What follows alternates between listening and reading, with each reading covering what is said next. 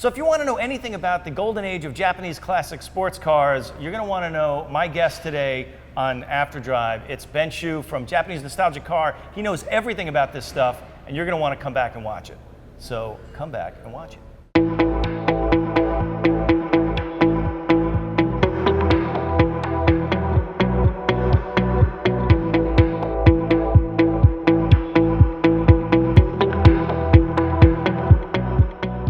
All right, so my guest today on After Drive is an author, a website manager. He does all kinds of other stuff. He knows a lot of things about Japanese nostalgic cars, and that's a good thing because the name of the site is Japanese Nostalgic Car. Ben Hsu.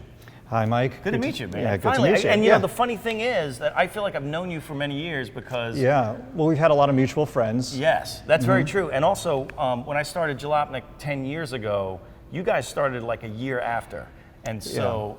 You know, I used to link to you a lot because I'm, you know, a huge Japanese nostalgic car, classic car Well, thank fan. you very much. So, yes, and I'm exactly. a big fan of your work too. Well, so, we've gotten that mutual admiration Yeah. out of the way. No, it's cool to have you on because I know you're like one of the guys that I would go to if I ever had a question about this stuff. So it's good to have you. Maybe Hope I won't steer you wrong. Well, I don't think you will because I mean, you've written books on this stuff. You've got the website. Yeah. Mm-hmm. And what else? Anything else? Well, I don't know. I mean, we've got some Hot Wheels, and we. Right. You got Hot Wheels now with your logo on it. That's right. That's right. And that was awesome. I mean, if you had told me when I was a kid that my favorite toy would have our company logo on it one day, I would have told you to get lost. I mean, my mind would explode.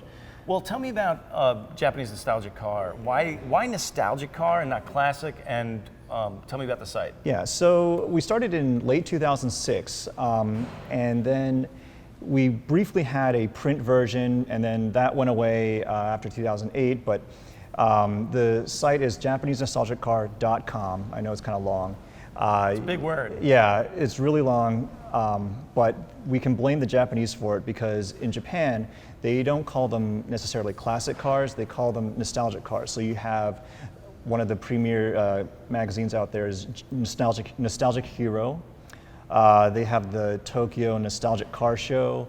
You know, the word's just used a lot because when people think of those cars, there is a certain feeling about the post-war era, the time when Japan was coming into its own, turning into an industrial power, and you know, there was a lot of nostalgia, for lack of a better word, for that era. Well, it's interesting because nostalgia for me is more accurate than classic because, like, if I look back, my first slot car track was the BRE, the BRE 510 and the 280Z, the John Morton era in BRE racing. And so that was I'm kind of nostalgic for that. Right, exactly. And the Classic Car Club of America has very strict definitions on what constitutes a classic, and none of those include anything Japanese. They say it could be from, you know, England, America. There's certain countries that, you know, technically define a classic. And, you know, so we just decided to shy away from that and go with nostalgic. And I feel like nostalgic has a certain emotion connected to it, like you were saying. Yeah, no, it's important because, you know, I think classic is a little bit of a disconnected term. Nostalgic feels more personal. Yeah, exactly. Which is what our car thing is about anyway. It's sort of, you know, it's all personal. So tell me about some of the cars that that got you nostalgically. I mean, we're still talking about nostalgia. Got you into this area of cars. So, I mean, like most kids growing up in the 80s, I had the, you know, Testarossa poster on the wall and everything, but what really got me interested was, well, first, in 1992, I went overseas on a family trip, and we stopped off for one night in Tokyo at Narita Airport, and it was one of those trips where you had to like have a layover overnight. So looking at Japan, I naively thought at the time, this was pre-internet, that they would have the same cars as America did on the streets. And I look out there and there's fender mirrors, there's Toyota Crowns, there's all these like cool things I'd never seen before, and that blew my mind. The other thing was I found out about the existence of the Toyota 2000 GT. Oh. And I was like, wow, I mean, this car is amazing. How come I've never heard of it before? I mean, I grew up in Texas, I grew up in, you know, all up and down the East Coast, and you know, if it was a Corvette or something, I'm sure millions of magazine pages would have been devoted to that car already. And here it was barely a blip on anyone's radar, even though Toyota was a household name. Right. It's interesting you should mention the 2000 GT because, you know, we've been watching Japanese cars in the collector market really start to pick up steam.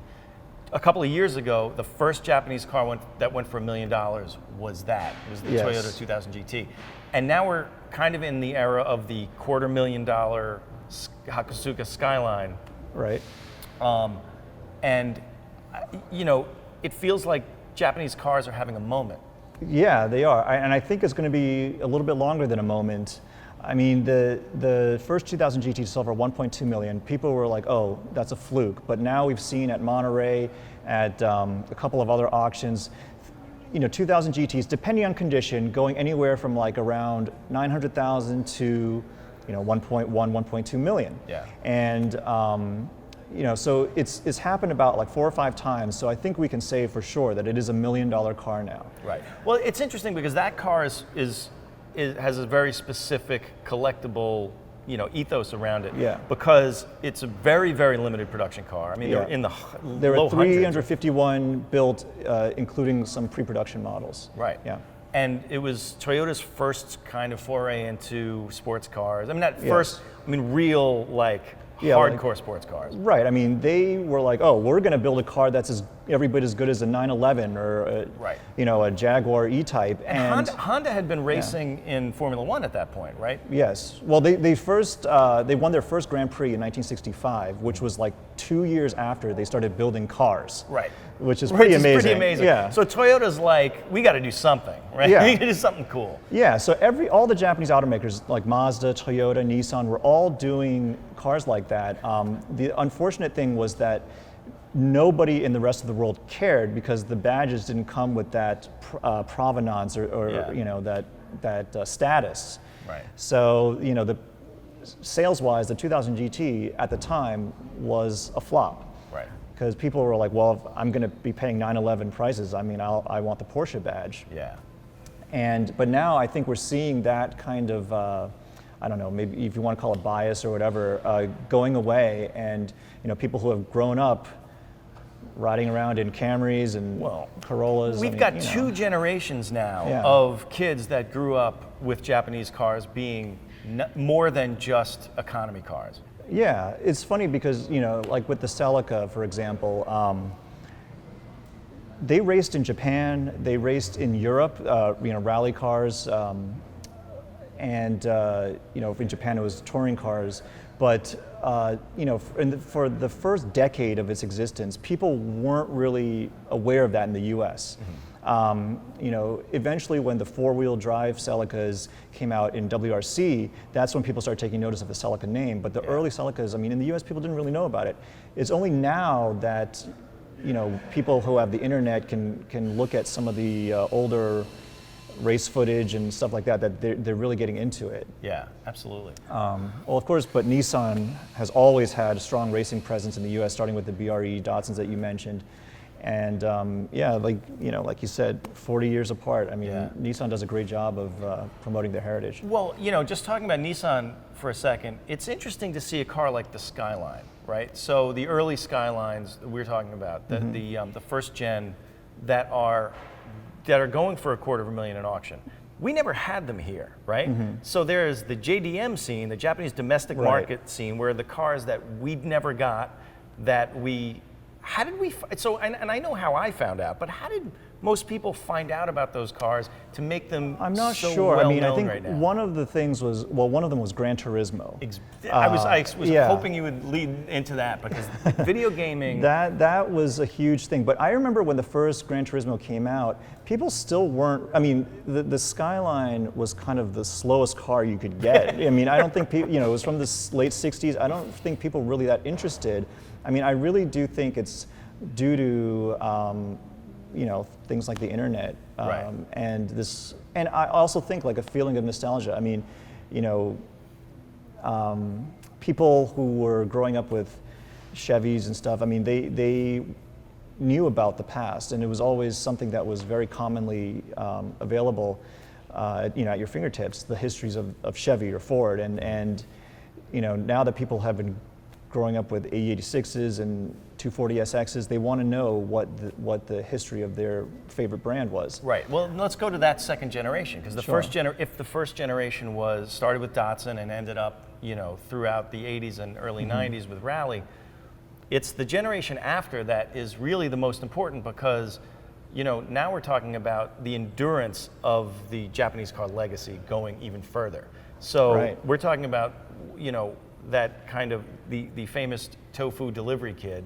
Right, from Initial D, yeah. Right, exactly. And he drove a car that you have, and we should talk about that car. Okay, so that is a Toyota Corolla GTS, as it was known in the US, or the AE86, if you're going by the enthusiast slang of using the chassis code. Right. And so, of course, that was the car that inspired the Scion FRS, and there's even an 8.6 badge on the fender of the FRS, even though it's not in the name. So in case you're wondering where that 8.6 came from, it was the Corolla AE86. Right. And that car was kind of it was the last rear-wheel drive Corolla.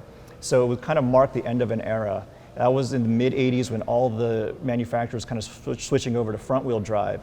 But it was also a supremely good car for drifting. And in Japan, where the terrain is mostly mountainous, that's kind of where people did their hooning, and they would go up in the mountains, slide their cars around, and the A86 was awesome at that. Yeah. And so that became the car that a lot of the famous guys that you see on like Best Motoring or whatever, I mean, they got their starts with A86s. Well, it's interesting talking about the internet. I mean, when the internet came around, all of a sudden we were able to watch clips from Best Motoring. Yeah. And all of a sudden they had a worldwide presence, and Japanese domestic market, the sort of Japan cool, I hate that phrase, but you know what I mean? Like that whole era started coming to us through the internet, rather than us having to go and buy magazines at the Japanese bookstore right, up which here. were only available if you lived in a big city. Exactly, right. So now, I mean, that whole thing came about. Now we have a whole bunch of other cars. And now I think there's a kind of critical mass in Japanese sports cars in general. So exactly. Okay, so if you had, so let's do this kind of thought exercise. Okay. You've got $100,000 to spend right now. Man. I know. Okay. Give me, let's just start with $100,000. You'll have some left over for maintenance. But what are the cars that you would look at right now? And just because you like them, not necessarily, forget about collectability or whatever. Okay, so like you mentioned, I have an A86. And, I buy cars not because I want to hoon them or whatever. I mean, I do look at them as, we're kind of just curating them for posterity, and, So my plan is usually just to keep them pretty much stock. Maybe you can lower it or whatever, but any modification should be either period correct or reversible. Okay. So that's kind of our philosophy with JNC. Now, so you mentioned the A86. Now, I already have one, but that would definitely be one of them. Right.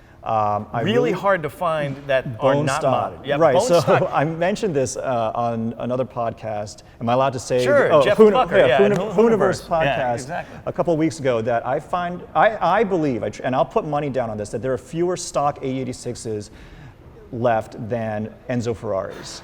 That is an amazing statistic, because there were so many built, and so many have gone through the mod mill. Right, and that's why I bought mine, because when I saw back in the early 2000s with the popularity of Initial D and drifting, kids were slamming them at the walls, gutting them. I thought, well, this is a pretty important car, and there's not going to be a lot left someday. Right. Yeah. So there's that. I think right now the early Mazda RX cars are awesome. That's RX 2, 3, and 4, and to some extent the RX 5. The RX-7s, of course, are great, but there are a lot of people collecting them, and there are a lot out there already. But the early ones are almost extinct, and if you can find a really mint example of that, I would snatch it up. Wow. By the way, do you know there was an RX-3 on Archer? Yeah, in that drift episode. Yes. Those guys, by it the was way, an RX-2, I think. RX-2, you're right, you're right. It was the yeah. RX-2, which was the more race-oriented version, right? Well, the RX-3 was actually the most racy version. I'm glad you're here. The RX-2 was sold as the Capella, which is kind of like the what would today be the Mazda 6. And the RX-3 was more like the racy version, which would probably be closer to, I don't know, maybe an RX-7 with a back seat, you know? Right. And then the RX-5 was like the big Luxo barge. And the RX-4 also was in between the 2 and the 5. The numbering sequence doesn't make any sense R at all. for rotary. R, yeah. And X for? I think it was experimental. Okay. Yeah. So, you know, that in itself was awesome because Mazda was the only company to really mass produce the rotary engine. And you've seen cars like the Cosmos Sport rise in value recently. Right. That's another one that was at Pebble Beach and went for $300,000. It was like $250,000. You can say. I mean, it's, you know, and still a rare car, but the first car with a rotary, right? Was that the? It was the first car with a dual rotor motor. So what was the first rotary? It was probably like an NSU or something, but it wasn't. Wankel, that's yeah, but it didn't run very well, and so Mazda was the only company that could really get it to work and work reliably. And I that of course reliable rotors. I mean, people will dispute that, but at least reliable enough that they could mass produce them and sell them to the public and stay in business. Yeah. And at the time, everyone from GM to Mercedes was trying to build a rotary, but Mazda was the only one that could do it. Yeah. And so those early RX cars. And they're really great looking too. I mean, yeah, they look awesome. Yeah. They look like kind of they have the 4-round headlight look that a lot of 70s cars have. And almost Fiat-like with the 4-round. Yeah, headlight. some of them. I mean, I don't know. To me, they don't really look like Fiats, but they could look like. I mean, almost any car from that Fiat Dino. era. You remember the Fiat Dino of that era, the sedan one? Or okay, so maybe the RX-2 with the might. Right. Because it has more of like a round That's the one I'm thinking. grill, but some of the like the RX-4 and the RX-3 have more an angry. See, this is how how nerdy we could get. Like we could go on for hours with that kind of nerdiness. But then also, the Nissan Skylines, the 510s, the Z. So wait a minute, Skyline. So let's. Hey. This is New York. This is New York. Yeah. So let's go back to the Skylines for 1 second, because first generation Skyline, we know those are going for a lot, and those are hard to get because they never came to America, and they're hardly let out of Japan. Yeah, I have to make one really pedantic correction though, which is that's the Hakosuka is technically not the first. Wow, I mangled that first? It's Hakosuka, the second Hakosuka. Yeah. So that's that's actually not the first generation. That was like the third generation actually. Really? Yeah.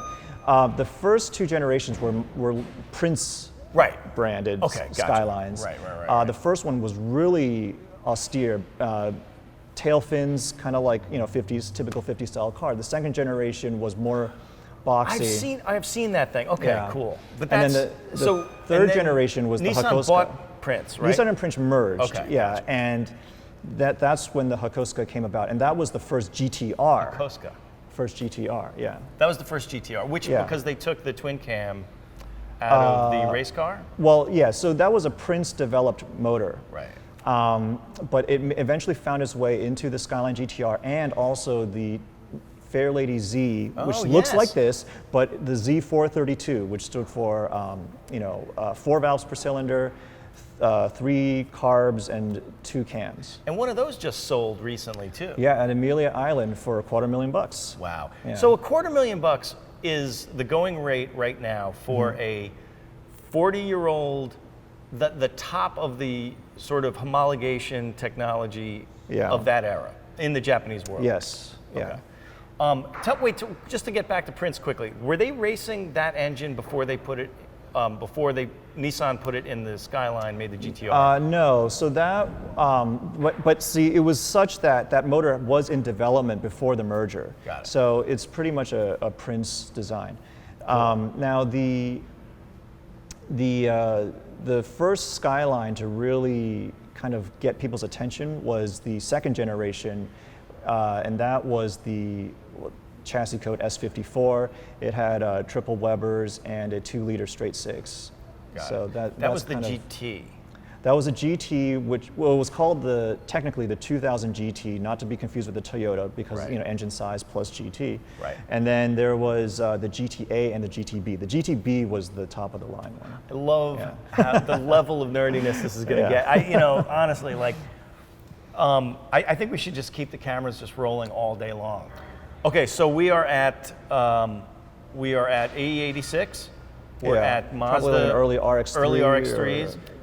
Okay, so we've been talking about Datsuns, but what's the one for you? Man, that is so hard. I mean, Nissan probably has the richest racing history of all the Japanese manufacturers, and geez, I mean, the thing is, because of the auctions, prices of non-GTR Skylines, non-Z42 432Zs have already begun to climb. Right. So I probably would pick maybe a 510 or oh, okay, yeah. Or well, those are, the 510 is, I feel like the 510 was the first car of that era to really sort of break out and into kind of general car culture. Okay, so what about Honda? Well, so there was the S-Series cars, which the S2000 was a successor of. And those were the S500, S600, S800, and those were all— Those were cool, Yeah, little roadsters that could rev to 10,000 RPMs. I mean, they were almost like four-wheeled motorcycles. And I've been seeing those at auction recently lately. Yeah. And the prices are going up, but they're still kind of reasonable. Yeah, they are. And Jay Leno owns one. Yeah. Jay Leno has one, and I think the early Civics are going to start rising in value, and also the late '80s, early '90s Civic SIs. And, the Type Rs, and all the Integra Type Rs. I mean, all those cars that people of a certain generation grew up on. You're already seeing them rise in value, and the stock ones are getting harder and harder to find. Well, talking about that, let's just talk about a couple of cars that I've seen recently. I saw a Type R in really good condition recently going for 40 grand. Yeah, that one was on eBay, and it had about like 10,000 miles on it. So it was like the one. Yeah. So if you're gonna, it's a little sketchy. You probably have to check that one out a little bit. There were some weird paint issues, but and then the other one we're talking about was the FD Mazda RX-7. Oh, the FD RX-7, yeah. I mean, all those flagship cars from the 90s, like the FD, the twin-turbo Supra, the 3000 GT VR4 that we were talking about before we started taping. I mean, all those cars, I think, are also going to rise in value. The crazy thing is, I think this is the very beginning of something that is going to just continue. Because these were cars that they may have been built in volume, but they were not preserved because people just sort of considered them a little bit disposable in some cases. I mean, there were a lot of people bought them just to save gas or save money, and they weren't considered as collectible as, I don't know, like a Corvette. Right, or a Ferrari, or a Porsche 911s are finally in that crazy stratosphere. But there are a lot of cars like Chevy Bel Airs and Novas and Chevelles that were in that category too, but have attained collector value. Absolutely. Dude, we could talk forever, but I mean, honestly, it's great to have you on. Thanks, Mike. I finally got you here on this coast. Hopefully, maybe I'll see you in LA and we can do this again. Yeah, definitely. Because I think this is a show that we could probably do every couple of months, and it'll sure, I'd be happy to do that. Just kind of keep progressing. Cool. Ben Hsu, Japanese nostalgic car. Anything you're plugging these days? Other than the site? Well, yeah. I mean, just add a .com to what you just said. Oh, also, check this out. Okay. Hand me those Hot Wheels. Thank you, sir. So you've got Hot Wheels with your logo on. Well, we'll do a close up in a second. Okay. Yeah. So we have a licensing deal with Mattel, and here's some of the cars with the Japanese nostalgia car logo. This is a 240Z, a Datsun 620, and a first-gen Toyota Celica. We're going to be fighting over that Celica in a little bit, so thanks, dude. I appreciate it. Here you go. Cool. Yeah. I'll talk to you soon, and we'll see you guys next time on After Drive. Where am I looking? Right? You? Thank you, Ryan. See you guys on After Drive.